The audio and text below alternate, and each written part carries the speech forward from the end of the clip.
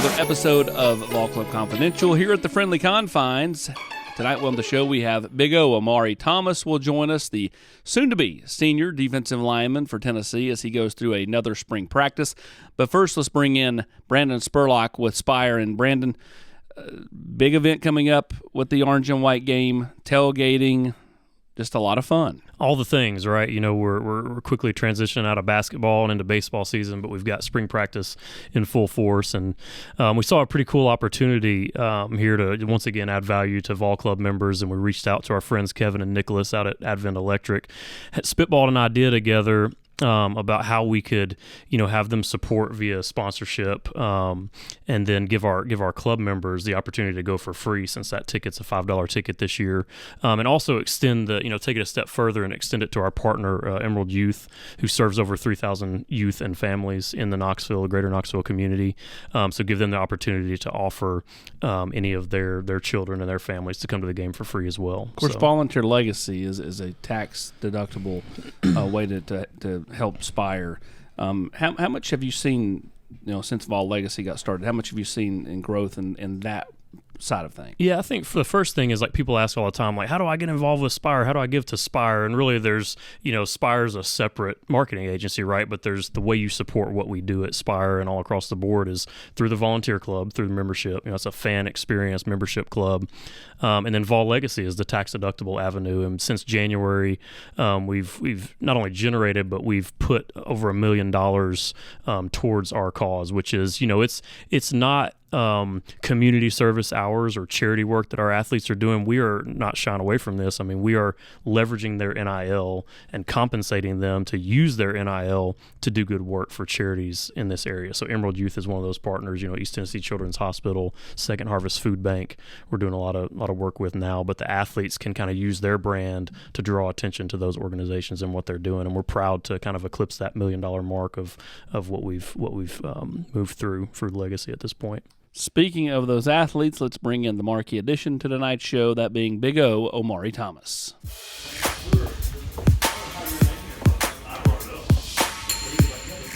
How you doing? Good, you? Yes, sir, I'm doing good. The nickname Big O is kind of self-explanatory, right? I mean, your name's Omari. But at what point did you kind of get that size that gave you the name Big O? Like, were you always just bigger than other kids?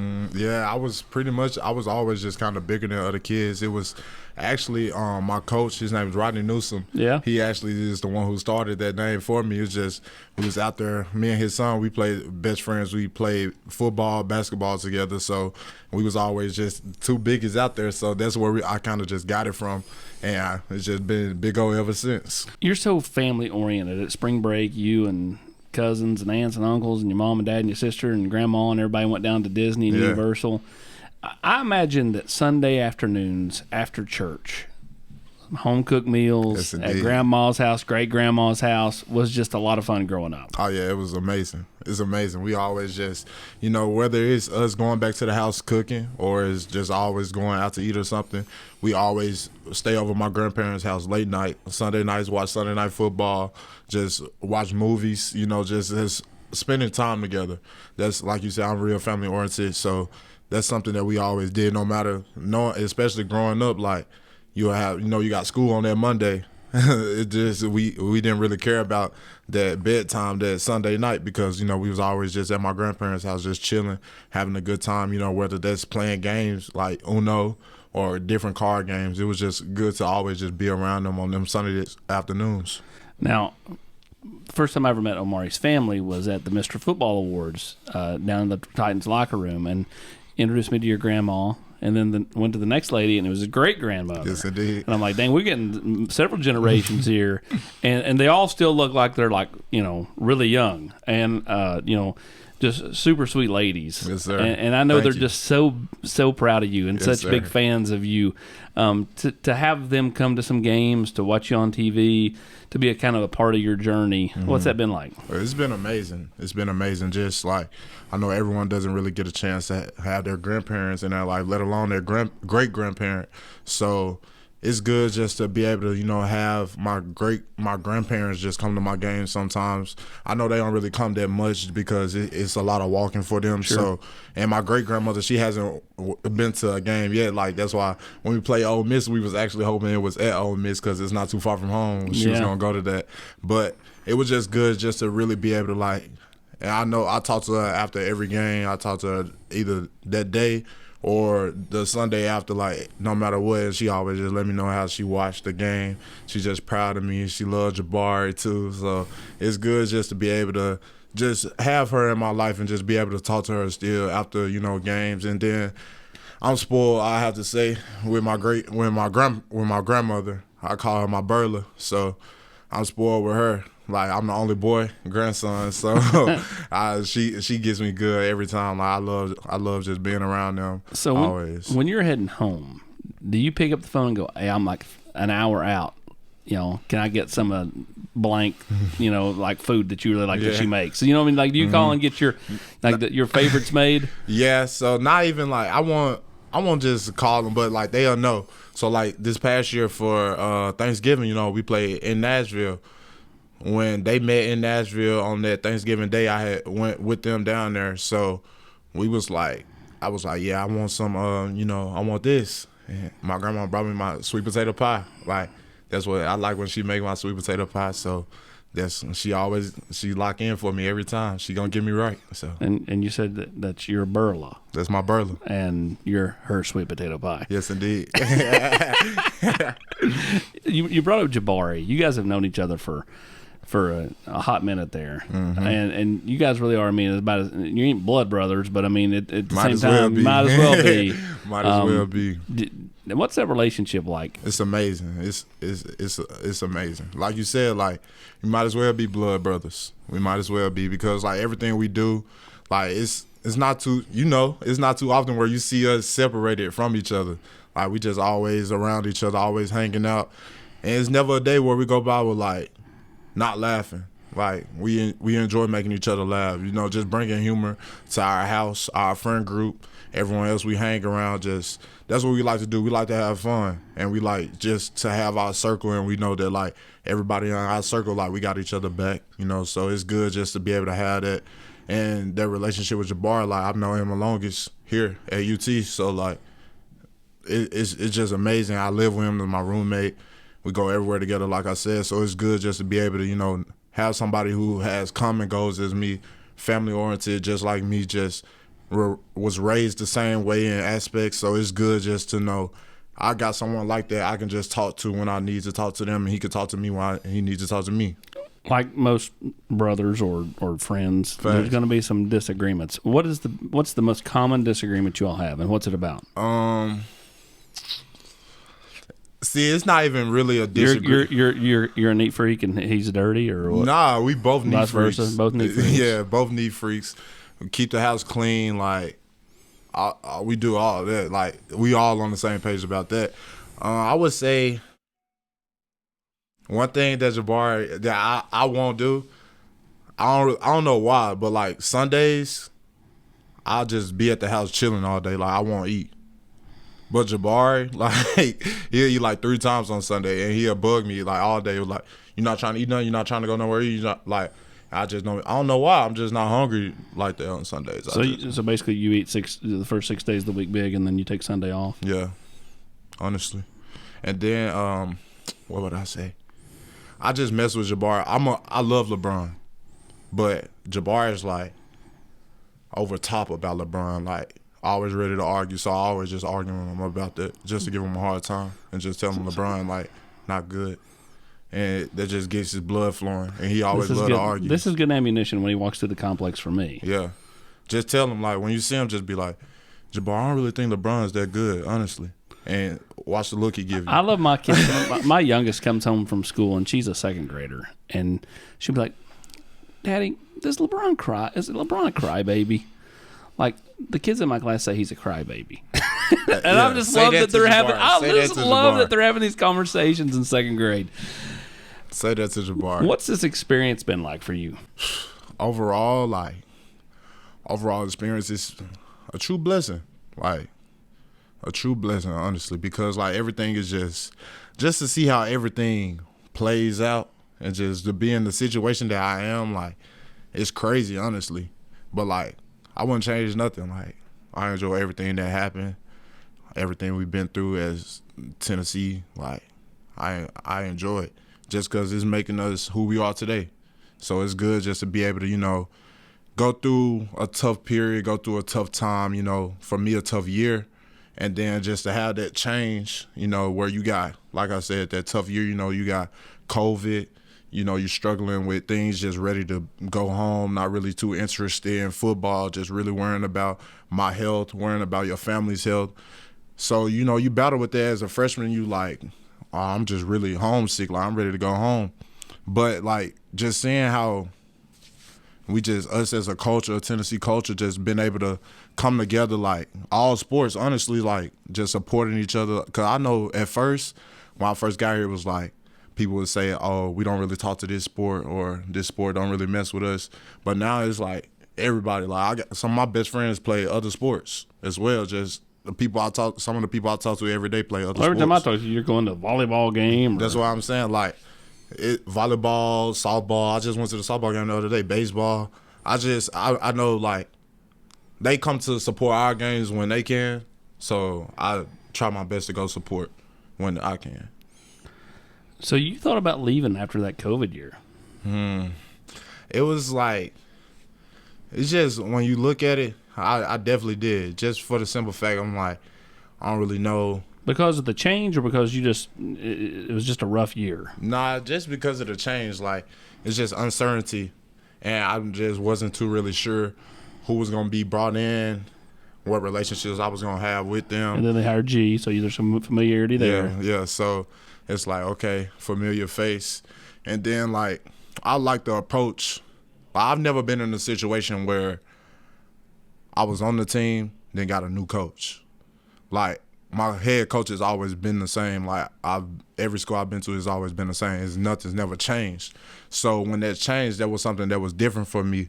And then just being able to see how Coach Hypo came in and the approach he had to us, just saying, like, automatically knowing, like, y'all don't trust me, I don't know y'all, like, so let's build that trust. It was a common ground of, like, let's build that. Like, it wasn't him coming in saying, oh, I'm him, like, I do this, I do this, I do this. Like, he wanted to hear from us. He wanted to hear what things we felt could be better in our culture.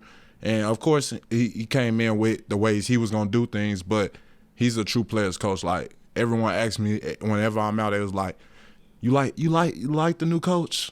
I'm like, I love the new coach. Like, everybody, like, he's a true players coach. It's if you want a prime example of what a coach should look like for your team, it's Coach Hype. What do I call you? What do I call you? The best offensive lineman on the team. Could be. Although I saw Nathan Robinson the other day in the complex, and he's at 280. I was like, how big are you? And he's like 280. I said, can you do me a favor? I said, can you do a kick step? and he paused, and then he goes, wait, no, because he realized I was wanting to do an offensive line move. So classic. Don't get caught. 21, where's that come from? Is that just what you wanted? Did they just give that to you? Nah, so when we was you were 58 in high school. Right? 57. 57. 57 in high school. I wore 58 when I first got here. Okay, that's right. Yeah. I wore 58 when I first got here. 21, I mean, it was just like, I wanted something different. I was like, when they came in, Coach Hype was like, I don't really care about jersey numbers, so anybody can wear any jersey number. So then, like, I was like, oh, let me try to get a single digit. Like, I wanted 0 just because I feel like it would flow, like big O, like 0. I feel like that would have been pretty cool. It would have been cool. I agree with this. So I wanted 0, but then wasn't able to get 0 just because of, like, all the other stuff, like numbers and things like that go into consideration with the numbers. So then he was like, we got 21. I was like, all right, cool. Like, I was like, I'm a Rocket. And then he was like, I think you'll look good in it, honestly. And I was like, yes, sir. So it was just, something different. But I embrace it now. About every episode, not every episode, but almost every episode, whether it's been baseball players, basketball players, football players, we talk about the Alabama game, the atmosphere after the game. Got to. You were on the field for the kick because you're on protection. Mm-hmm. Walk me through what you're thinking. Does the whole thing vividly stick out? Because you had the timeout. Yeah. Then you go know. back out. Take us through it. So you start with the play. You got Hendon. He throw the ball right there to Brew. Catch. I'm on the sideline. I'm like, okay, let's go. Like, he called a timeout. I'm like not worried at all. Like if someone could like have a video of what I was doing like before, I'm like kind of just dancing because like, I wasn't really worried at all because I got faith in Chase. I knew where the ball was, so I was like, we practice this kick right here all the time in practice, like because we different spot. I was like, but we always hit this spot. I was like, Chase gonna knock it down, so you got that. So then we go out there. I'm just out there. I'm actually talking to the dude lined up across from me. I'm like, I'm not gonna lie, bro. The game over. Like the game over. Like I'm just telling him. And then he run off. I take my step, and I barely I got coached up on it afterwards, but I barely took my step because like I just had so much faith in our operation time. Like and that was one of our fastest operating times like of the year as a field goal unit. I just had so much. I had faith in. I knew Chase was gonna hit that. Were you paying attention to the ball when it went? I didn't look at the ball at all.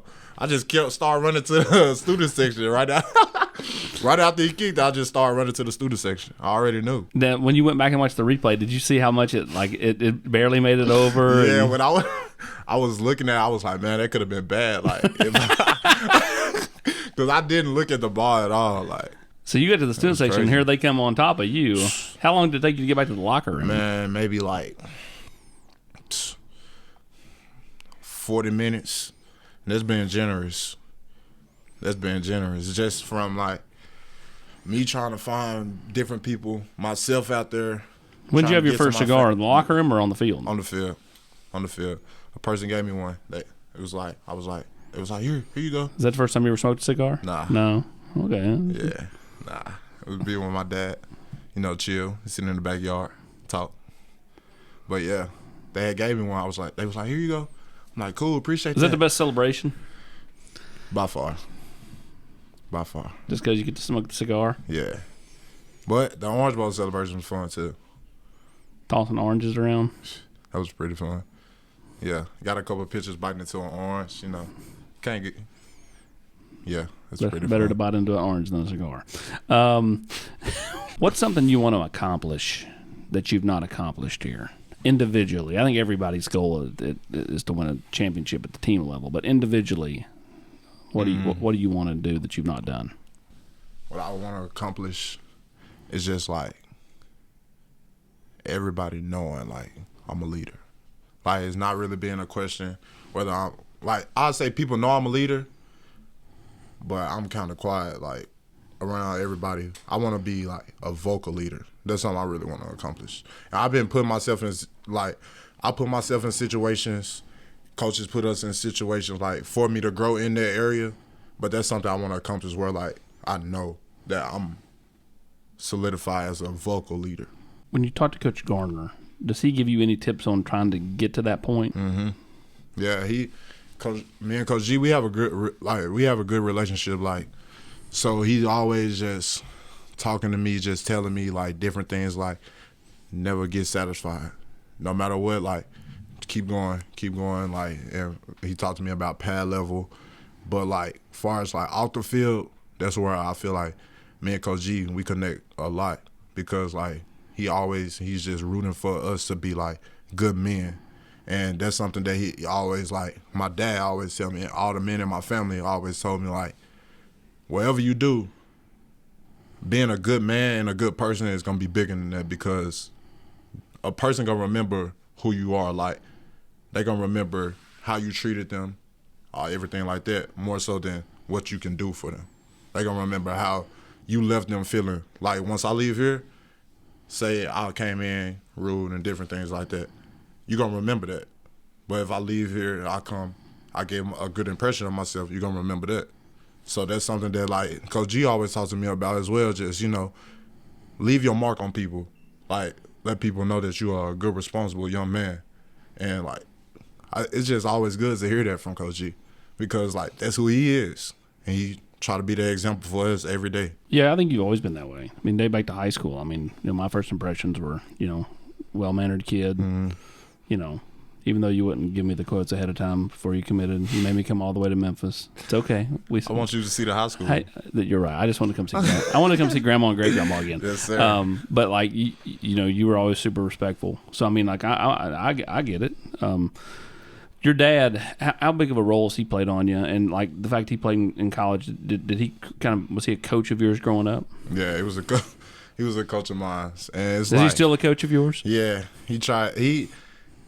He more so he kind of just sit back and just observe now and see different things and just tell me afterwards. But he's more like an observer now rather than coaching and just critique me on little things. But growing up, it's like if anybody had a parent as their coach, they know like it's not the same. It's way harder than it's way harder.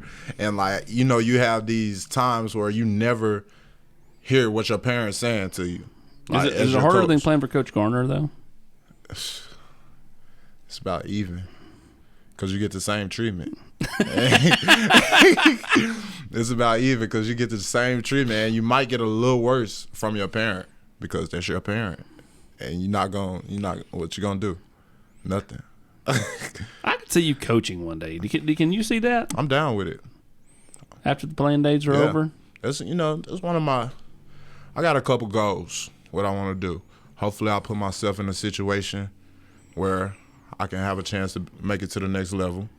But then, I want to either be a coach, do something with sports broadcasting, work with, media in that field, or I feel like I could be an AD somewhere too.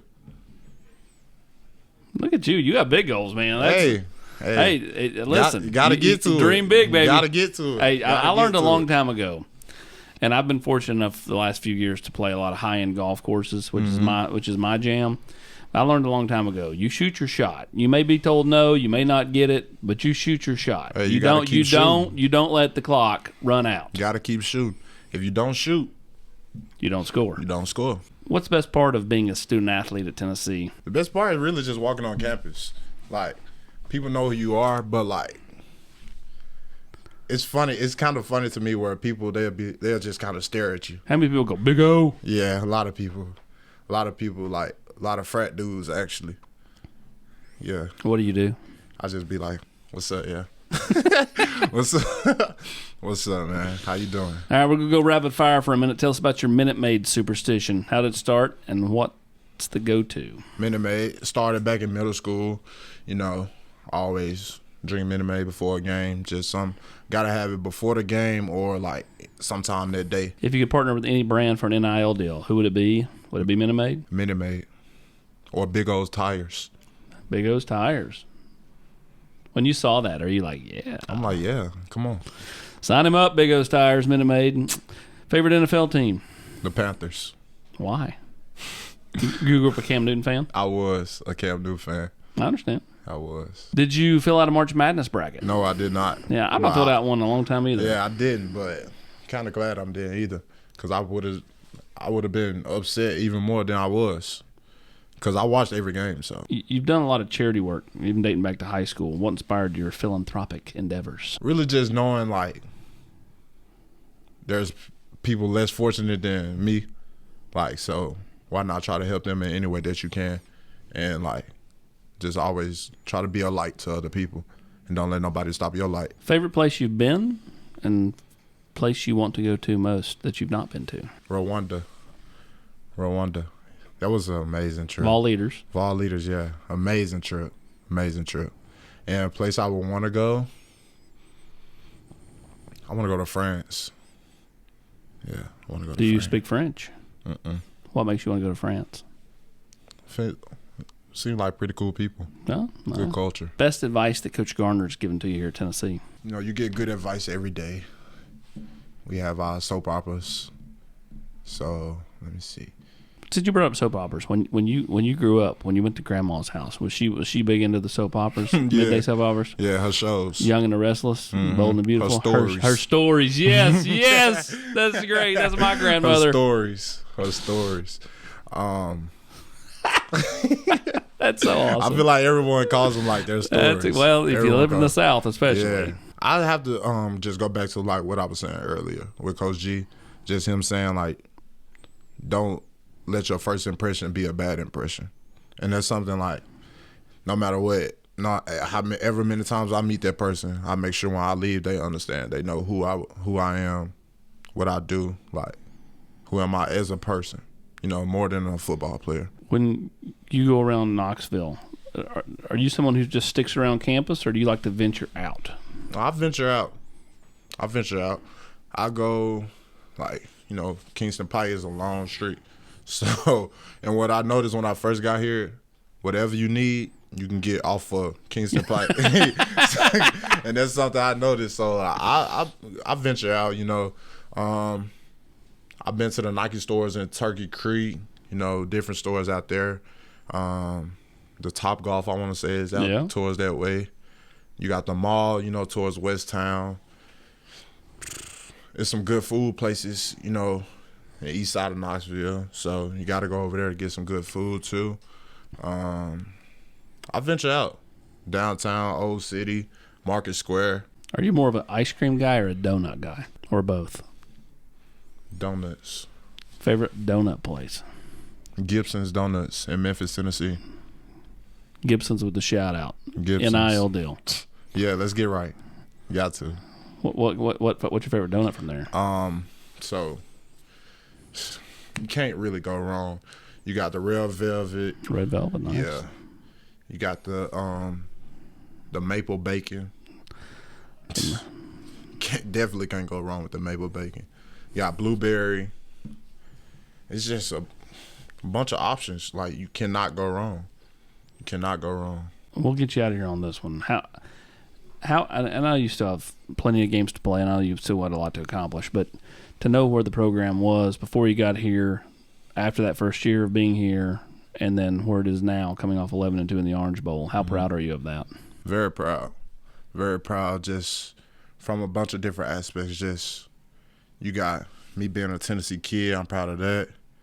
Repping my state, you got me being one of the kids that stayed through our transition. I'm proud of that, just to show how we can overcome things.